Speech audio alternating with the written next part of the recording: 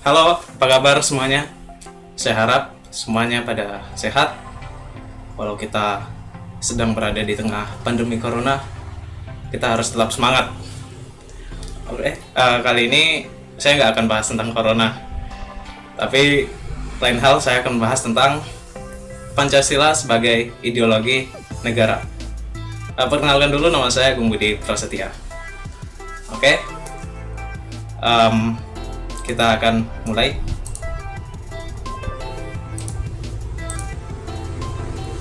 Apa sih itu pengertian ideologi menurut para ahli Indonesia? Kita menurut para ahli dulu ya, lalu kita simpulkan pengertian ideologi itu apa. Jadi menurut Surjanto Puspowardoyo, pengertian ideologi adalah kompleks pengetahuan serta macam-macam nilai yang secara universal menjadi landasan bagi seseorang atau masyarakat untuk dapat memahami jagat raya serta bumi seisinya dan juga menentukan sikap dasar untuk dapat mengolahnya. Lalu yang kedua, ada M. Sastra Prateja. Menurut M. Sastra Prateja itu apa sih ideologi? Jadi pengertian ideologi menurutnya adalah perangkat gagasan atau pemikiran yang berorientasi pada tindakan yang terorganisir menjadi satu sistem yang teratur. Lalu menurut Kirdi Dipoyuda, ideologi merupakan suatu kesatuan gagasan dasar yang sistematis dan menyeluruh tentang umat manusia dan kehidupannya, baik individual maupun sosial, termasuk kehidupan bernegara. Lanjut, menurut Ali Syariati. Menurut Ali Syariati sendiri, apa sih itu ideologi?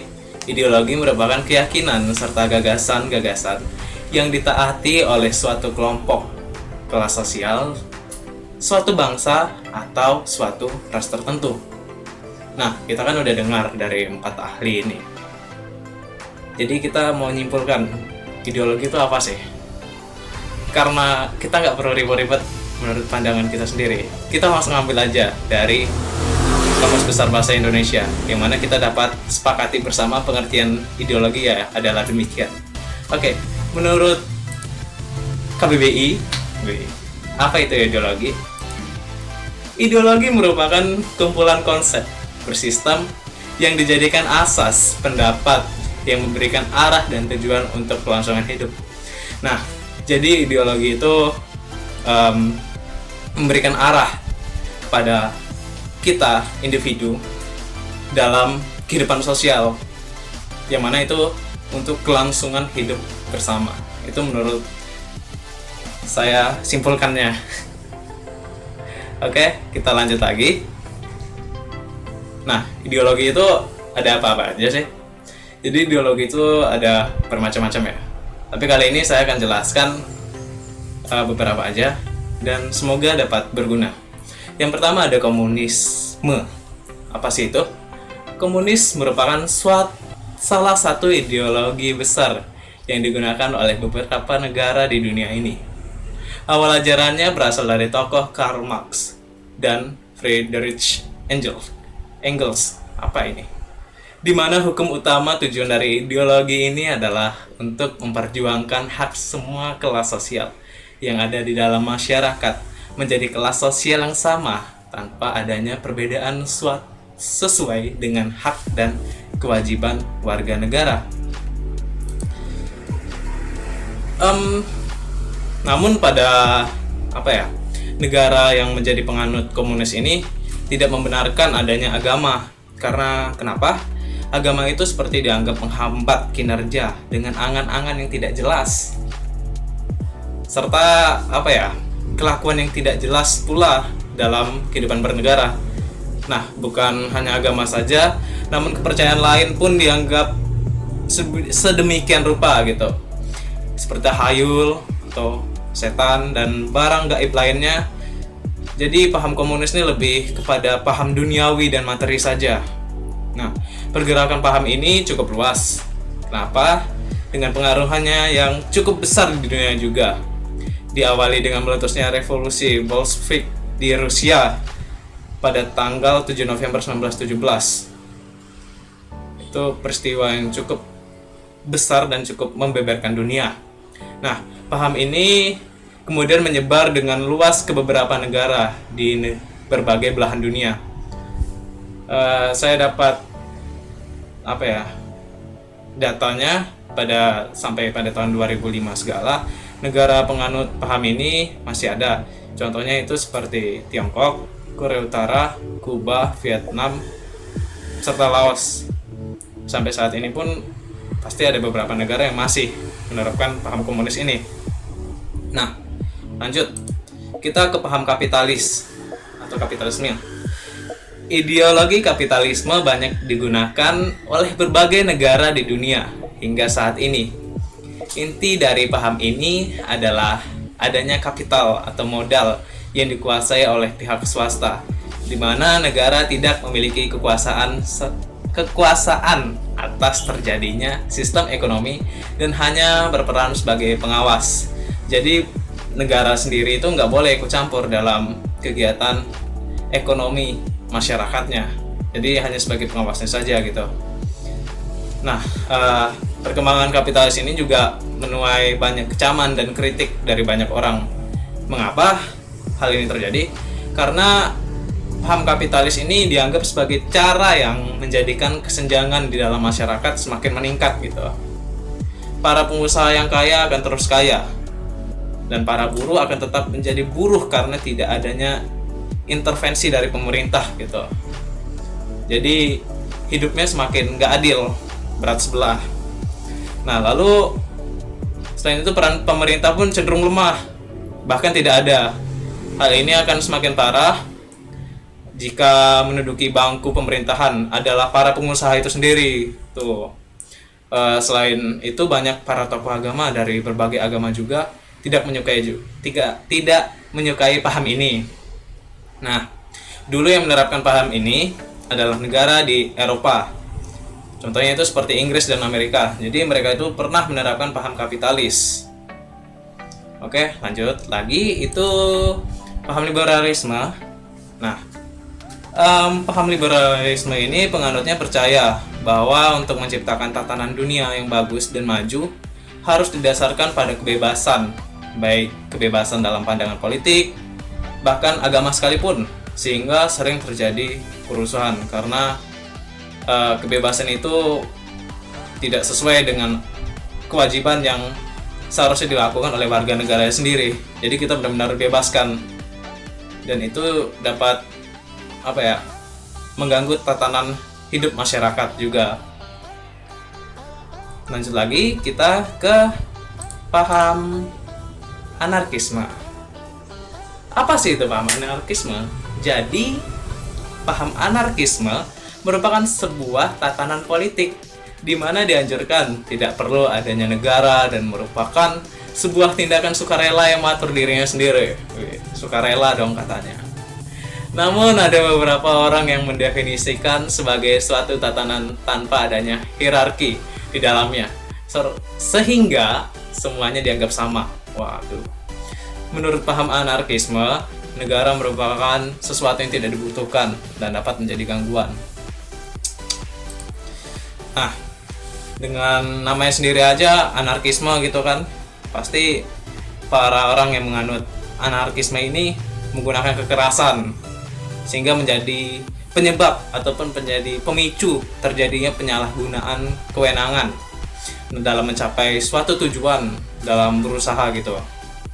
Nah, ideologi ini juga menjadikan berbagai pertentangan di kalangan masyarakat karena tidak adanya aturan yang jelas gitu.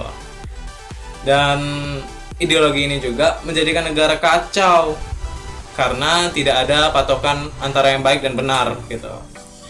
Nah, negara penganut anarkisme ini dulunya pernah ada, itu berada di sebagian negara Spanyol. Namun paham ini tidak berlangsung lama. Oke, kita lanjut ke monarkisme. Nah, monarki, apa itu monarki ya? Itu seperti kerajaan. Ya benar, itu memang kerajaan. Monarkisme merupakan paham di mana kerajaan merupakan sumber utama dari kesejahteraan negaranya.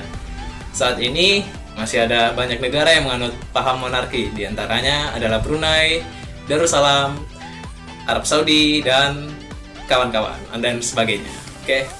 Nah, jadi pusat kekuasaan tertinggi adalah raja yang memerintah dan segenap keturunannya. Begitu soal monarkisme. Lalu ini yang terakhir. Saya hanya mengambil beberapa macam-macam ideologi saja. Dan yang terakhir ini adalah ideologi kita sendiri, yaitu Pancasila.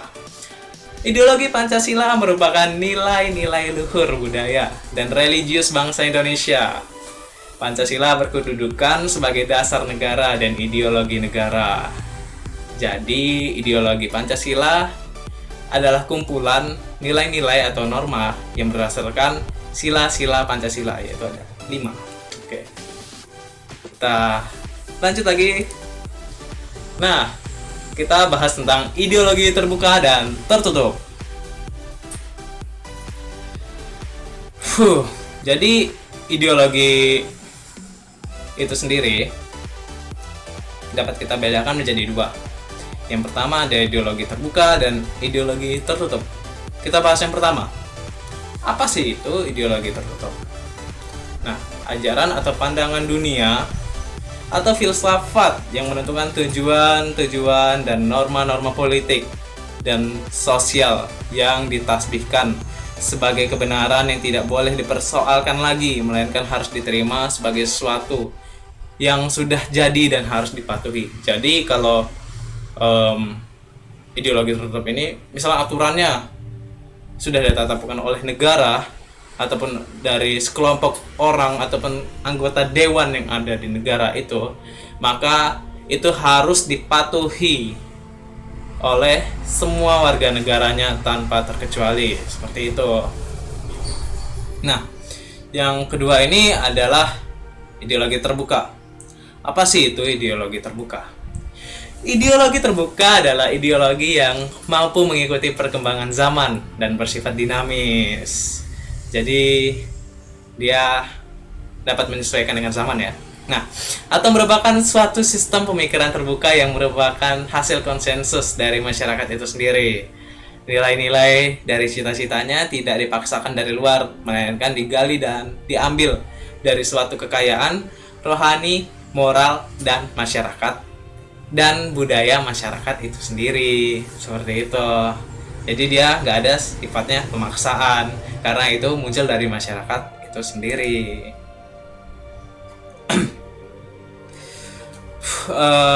Lalu negara-negaranya ini kan ada di sebelah sini ya. Dapat kita lihat ini di atas. Di atas ini ada negaranya ya ini. Di ideologi tertutup itu ada negara Tiongkok, ada Jerman itu dulu pernah komunis ya. Lalu ada apa nih? Vietnam kalau tidak salah ya, Vietnam. Dan ini negara Laos. Dan di ideologi terbuka contohnya seperti Amerika Serikat. Lalu ada Prancis, lalu ada Korea Selatan. Tuh. Yang menerapkan ideologi terbuka gitu. Apalagi ya, lanjut aja kita ke slide berikutnya. Ini ya beberapa perbedaan dari ideologi terbuka dan ideologi tertutup. Dapat kita jabarkan dari nilai dan cita-citanya. Ideologi tertutup itu dari seseorang atau kelompok tertentu, yang mana emang itu dari negaranya sendiri gitu kan, seperti anggota dewannya gitu. Jadi bukan dari masyarakatnya sendiri gitu.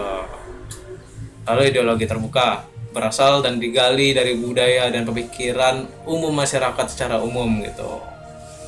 Lalu soal konsep ideologinya, ideologi dapat dibenarkan walaupun dengan mengorbankan kelompok atau masyarakat. Jadi ideologinya ini nggak dapat dibantah lagi dan itu tuh wajib ditaati masyarakat. Meskipun ada masyarakat yang menentang, dapat dikorbankan, yang penting ideologinya jangan sampai hancur, seperti itu. Nah, bagaimana sih dengan ideologi terbuka? Jadi konsep ideologi terbuka itu dari hasil konsensus dari kelompok atau masyarakat sendiri, seperti itu. Nah, jiwa ideologinya seperti apa? Di ideologi tertutup itu milik seseorang atau kelompok dengan loyalitas yang kaku. Maaf, kita ke slide sebelumnya lagi. Tadi tertekan. Oke, dari jiwa ideologinya sendiri, yang ideologi tertutup itu kan dari kelompok dengan loyalitas yang kaku sebagai doktrin. Nah, kalau di ideologi terbuka sendiri seperti apa? Dia itu milik seluruh masyarakat dan menjiwai kepribadian masyarakat. Jadi karena memang ini terbuka, jadi masyarakat pun juga nyaman gitu jalaninnya, sesuai dengan masyarakatnya sendiri. Oke, lanjut ke bagian isi ideologinya. Di bagian ideologi tertutup, secara detail dan dirumuskan secara operasional dalam bentuk komando. Dan di ideologi terbuka, itu tidak langsung operasional, melainkan harus dijabarkan dalam nilai-nilai instrumental. Seperti itu. Lalu substansi ideologi. Dari ideologi tertutup dapat kita ketahui bahwa ketaatan itu tuh mutlak dengan kekuatan dan kekuasaan. Atau bisa dibilang itu totaliter. Nah, kalau ideologi terbuka sendiri, substansi ideologinya itu seperti apa? Yaitu sifatnya dinamis dan reformis. Jadi ideologi ini fleksibel dan dapat menyesuaikan dengan zaman. Lanjut lagi. Nah, apakah Pancasila itu ideologi terbuka atau tertutup? Oke kawan-kawan, dapat kita ketahui kalau Pancasila itu merupakan ideologi terbuka. Mengapa sih dikatakan sebagai ideologi terbuka? Karena Pancasila itu sudah di dalamnya sudah memenuhi syarat-syarat dalam ideologi terbuka itu sendiri. Yang pertama itu dari mana kita lihatnya? Dari dimensi realitas. Yang pertama, ideologi Pancasila itu mencerminkan realitas yang hidup dan berkembang dalam masyarakat. Yang kedua, dimensi idealitas. Ideologi Pancasila mampu menggugah harapan optimisme dan motivasi para pendukungnya. Lalu yang ketiga, dimensi fleksibilitas. Ideologi Pancasila harus fleksibel, terbuka bagi tafsiran baru seperti itu. Sehingga Pancasila tetap aktual dan fungsional dalam mengantisipasi setiap tuntutan zaman tanpa hanyut dalam arus perubahan. Seperti itu kawan-kawan. Jadi dapat kita ketahui ya dari sekarang bahwa Pancasila itu ideologi terbuka, bukan ideologi tertutup. Oke, lanjut lagi berikutnya. Nih, hal apa saja sih yang sekiranya dapat mengancam eksistensi ideologi Pancasila? Kan masalah-masalah di dunia itu semakin banyak. Apakah ideologi kita juga dapat terancam dari masalah-masalah ini? Khususnya di era sekarang globalisasi. Lalu ada modernisasi lagi kan, barang-barang udah semakin, perkembangan juga udah semakin baru, udah semakin bagus gitu kan. Kira-kira hal apa saja yang dapat mengancamnya gitu. Nih, yang pertama, apa itu? Yaitu narkoba. Nih, narkoba ini memang suatu masalah ya, benar-benar masalah. Nah, masalah narkoba merupakan masalah yang sangat serius dan rumit, yang tidak bisa diselesaikan oleh hanya satu pihak saja. Karena narkoba bukan hanya masalah individu, namun narkoba ini masalah bagi semua orang.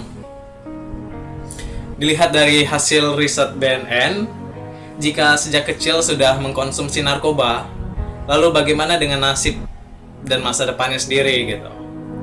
Tentu saja pasti ada masalah pada pendidikan mendasar dalam hal moral, budi pekerti, sosial dan budaya. Seperti itu kawan-kawan. Maaf, saya jelaskan sedikit, saya jabarkan lah ya. Nih,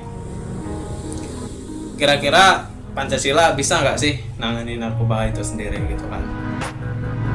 Jadi kita jabarkan pakai 5 sila. Cocok nggak sih Pancasila menangani narkoba dan bisa menjiwai masyarakatnya sendiri supaya nggak menggunakan narkoba atau bisa dibilang mengharamkan narkoba gitu. Nah, kita pakai dari 5 sila ini. Dari sila pertama, ketuhanan yang Maha Esa.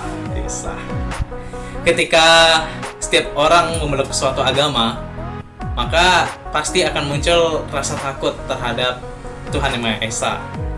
Nah, rasa takut dalam diri itu untuk tidak menggunakan ataupun mengedarkan narkoba, karena pada dasarnya itu kan setiap agama pastilah melarang sesuatu yang dapat memabukkan seperti itu dan membahayakan nyawa orang lain ataupun membahayakan nyawa diri sendiri. Salah satunya seperti narkoba. Seperti itu kawan-kawan, kalau dari sila pertama. Lalu bagaimana dengan sila kedua? Kemanusiaan yang adil dan beradab. Nah, dapat kita ketahui itu kan manusia akan lebih mengetahui tentang narkoba, dapat membahayakan dirinya sendiri, dan jika disebarluaskan pasti akan merugikan orang banyak karena dapat berujung pada kematian. Jadi narkoba itu efek fatalnya kawan-kawan adalah kematian. Jadi jangan sampai sekali-kali menyentuh narkoba ya. Oke, intinya manusia akan lebih sadar tentang bahaya-bahaya narkoba dan akan tidak menggunakan serta mengedarkan narkoba karena menerapkan nilai budaya luhur Indonesia sesuai nilai-nilai yang terkandung pada sila kedua Indonesia ini. Nah, lalu bagaimana sih dengan sila ketiga? Sila ketiga itu apa? Sila ketiga itu persatuan Indonesia. Nah, apa sih solusi yang bisa kita ambil dari sila ketiga ini? Jadi dari sila ketiga ini dapat kita ambil solusi bahwa dengan bersatunya rakyat Indonesia dalam memerangi pengedaran dan penyalahgunaan narkoba sampai ke akar-akarnya, sehingga tidak ada lagi masalah narkoba di Indonesia seperti itu. Jadi kita ini harus bersama-sama, bersatu, berdaulat, adil dan makmur. Kita itu harus memberantas narkoba, kawan-kawan. Nah, dari sila keempat sendiri, apa sih solusi yang dapat kita ambil untuk memberantas narkoba sendiri? Jadi solusi dari sila keempat adanya rasa peduli dari kita dan rasa tanggung jawab terhadap sesama dan lingkungan, saling menjaga untuk tidak terjerumus menggunakan dan mengedarkan demi kebaikan dan keselamatan bersama. Jadi kita ini harus saling memberitahu teman-teman kita supaya tidak menggunakan narkoba, tidak mengedarkan narkoba, seperti itu. Nah, dari sila kelima yang terakhir ya, sila kelima, solusi apa yang dapat kita ambil dari sila kelima ini? Apa ya? Keadilan sosial bagi seluruh rakyat Indonesia. Menurut saya, solusi yang dapat diambil itu adalah dengan menghukum pengedar dan pengguna narkoba dengan seadil-adilnya tanpa memandang bulu, baik itu pejabat ataupun public figure, serta kita itu harus menghakimi pengedar dan pengguna narkoba sesuai dengan undang-undang yang berlaku. Sekarang kan udah ada undang-undangnya kan. Kalau mengedarkan narkoba ataupun mengedarkan narkoba itu kita bisa dipenjara, kita bisa dipenjara seumur hidup atau selama 20 tahun, sekitar segitu ya. Kalau nggak salah penjara 20 tahun ya. Kita bisa dipenjara 20 tahun kalau mengedarkan narkoba, dan dan buruknya lagi, sesuai dengan undang-undang berlaku, hukuman apa yang bisa kita dapatkan dari mengedarkan narkoba, yaitu adalah hukuman mati.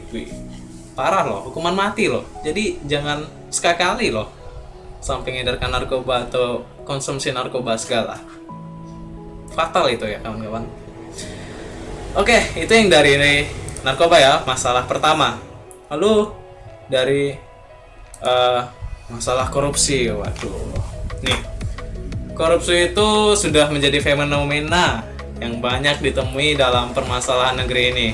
Hal ini bertepatan dengan nilai-nilai Pancasila, bertentangan ya kawan-kawan. Nah, masalah korupsi ini sangat berbahaya karena dapat mengikis moral bangsa yang telah terbentuk sejak lama. Dapat dilihat dari segi kehidupan sosial, yaitu terkikisnya budaya malu. Jadi orang-orang yang korupsi itu udah gak tahu malu lagi. Pada zaman sekarang ini nilai Pancasila dirusak oleh suatu tindakan yang tidak bermoral, yaitu korupsi. Korupsi jelas bertentangan dengan nilai-nilai Pancasila. Nah, contohnya itu korupsi, banyak ya kasus-kasus korupsi gitu, sampai mau dijelasin susah. Nah, kira-kira Pancasila sendiri bisa nggak sih mengenai korupsi itu?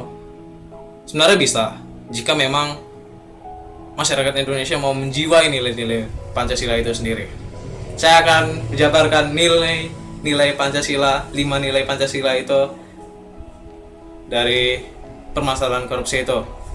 Nah, dari sila yang pertama, ketuhanan yang Maha Esa.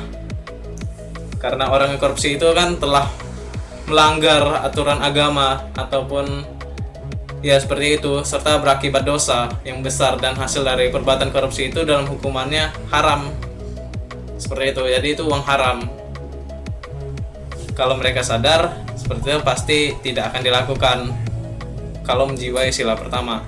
Lalu sila kedua, orang melakukan korupsi itu akan berakibat menyengsarakan orang lain karena hak-hak yang seharusnya didapat orang diambil secara sengaja untuk kebutuhan pribadi. Oleh karena itu, orang yang melakukan korupsi itu tidak memiliki rasa keadilan dan adab yang baik.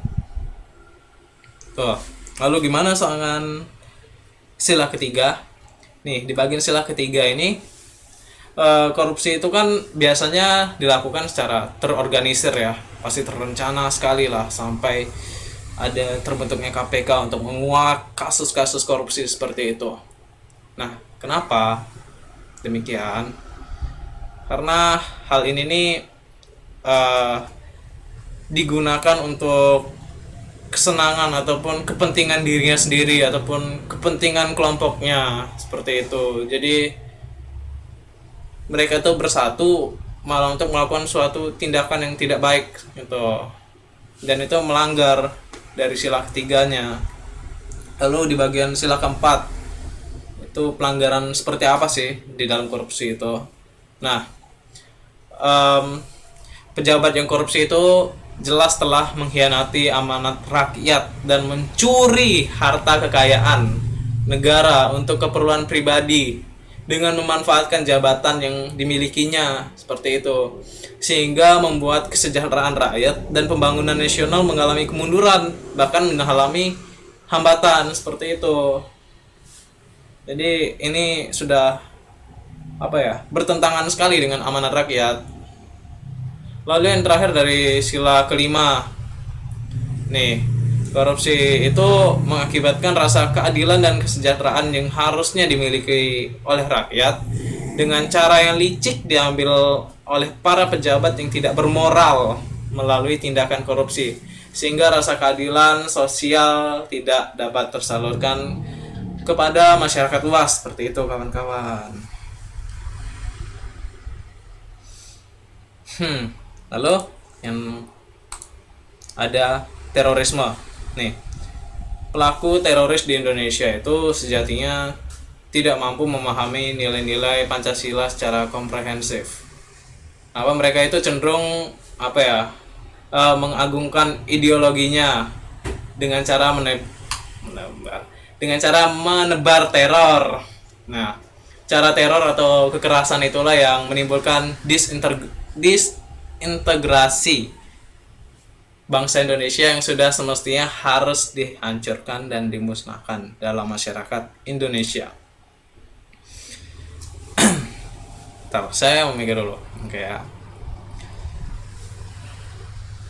Jika sila ketuhanan yang Maha Esa mampu dilaksanakan dalam kehidupan berbangsa dan bernegara, tentunya pasti aksi terorisme dapat dihindarkan sejak dini. Nih, Pancasila memuat makna keberagaman dan kebersamaan yang dapat mencegah aksi terorisme dengan percaya kepada Tuhan yang Maha Esa. Lalu dengan sila kedua ini pasti menekankan bahwa setiap warga negara harus selalu menghargai harkat dan martabat orang lain, tidak boleh berbuat tindakan yang tercela, menghina atau bahkan melakukan ancaman seperti teror itu. Harkat dan martabat manusia itu harus dijunjung tinggi dengan cara yang adil dan beradab. Pengakuan atas harkat dan martabat manusia itu sendiri, yakni kedudukan dan derajat yang sama, saling mencintai sesama manusia, bukan saling menghancurkan sesama manusia. Itu salah. Lalu dari sila ketiga, yaitu dengan merajut rasa kebangsaan dan cara mengatasi persoalan terorisme itu harus dipererat kembali dengan mengimplementasikan sila-sila ketiga itu dalam kehidupan kita, dalam kehidupan berbangsa dan bernegara, sehingga aksi terorisme pastilah dapat diatasi dengan menggunakan pemahaman atas sila ketiga, yakni mengedepankan rasa kebangsaan bersama untuk persatuan dan kesatuan di antara warga negara Indonesia.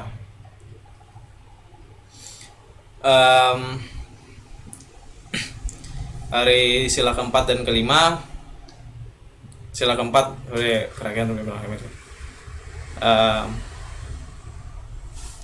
bahwa terorisme itu memang tidak dibenarkan ya kawan-kawan. Nah, di tengah merebaknya tindakan terorisme dan radikalisme segala, pemerintah bangsa Indonesia harus melakukan banyak sosialisasi serta penghayatan dan pengamalan nilai-nilai Pancasila kepada masyarakat, harus menumbuhkan nilai-nilai rasa kebangsaan dan serta kewarganegaraan. Indonesia harus menjaga sebagai jalan memutus mata rantai aksi terorisme masyarakat Indonesia ya kawan-kawan. Jadi kita itu harus memutus mata rantai aksi terorisme yang ada di Indonesia segala. Oke.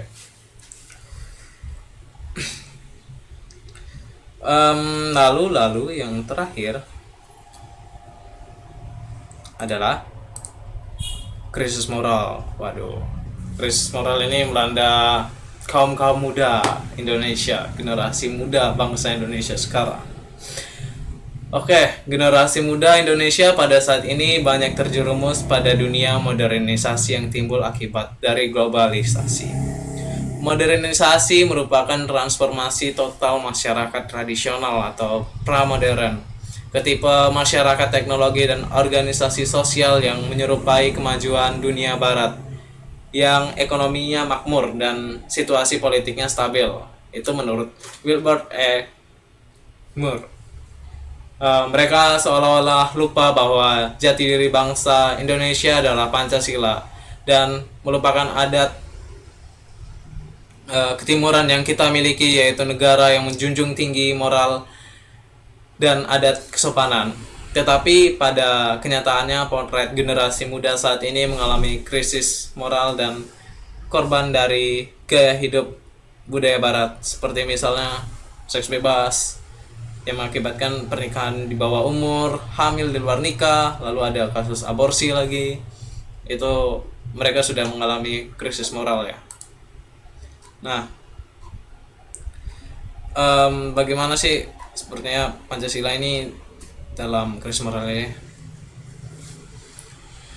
Nah, Pancasila ini seperti sila pertama, di dalam kehidupan masyarakat Indonesia itu kan telah berkembang berbagai agama dan kepercayaan terhadap Tuhan Yang Maha Esa. Jadi agama dan kepercayaan itu telah menjadi budaya batin bangsa yang mendidik kita semua untuk menghormati dan antar sesama anggota masyarakat. Itu cara Pancasila dalam menghadapi ancaman krisis moral ini. Lalu di kemanusiaan yang adil dan beradab pada sila kedua, hidup manusia itu kan tidak lepas dari hubungannya dengan manusia lain. Tanpa berhubungan ataupun bermasyarakat, manusia tidak dapat memenuhi kebutuhannya. Nah, dengan ini pula manusia disebut sebagai makhluk sosial.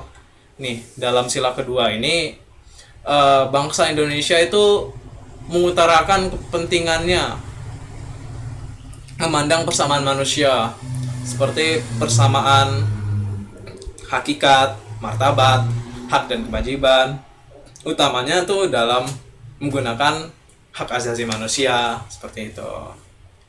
Lalu di sila ketiga, Persatuan Indonesia itu mengacu pada semboyan bangsa Indonesia, Bhinneka Tunggal Ika, berbeda-beda tapi tetap satu jua.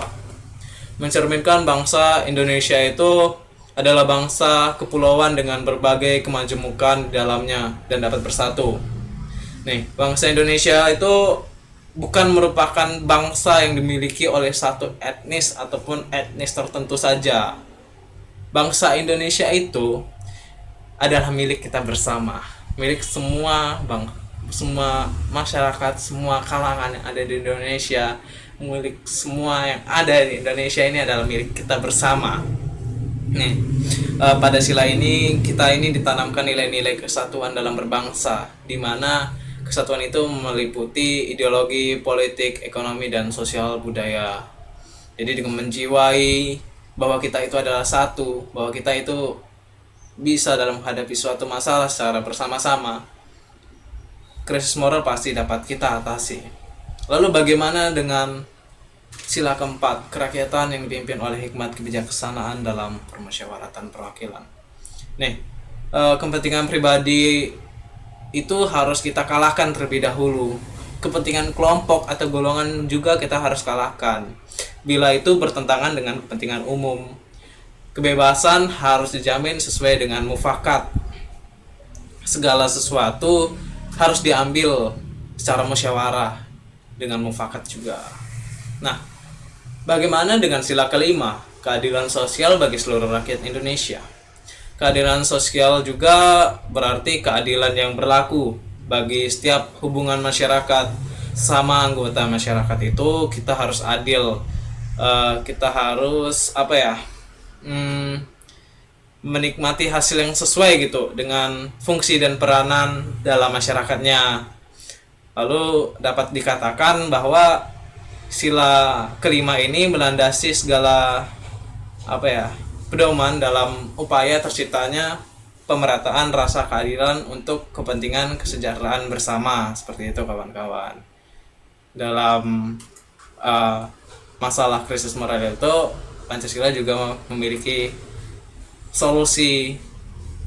Semoga memang dapat kita atasi segala persoalan ataupun segala ancaman yang dapat mengancam ideologi kita Pancasila. Oke kawan-kawan, sepertinya sampai situ saja penjelasan saya kali ini. Saya harap semuanya bisa memahami apa yang saya sudah sampaikan. Atas kurang dan salah katanya saya mohon maaf. Semoga kalian selalu sehat dan semoga kita bisa bertemu lagi, berkumpul lagi, kita kuliah bersama, dan semoga pandemi corona yang ada di Indonesia ataupun yang ada di dunia ini dapat segera berakhir. See you.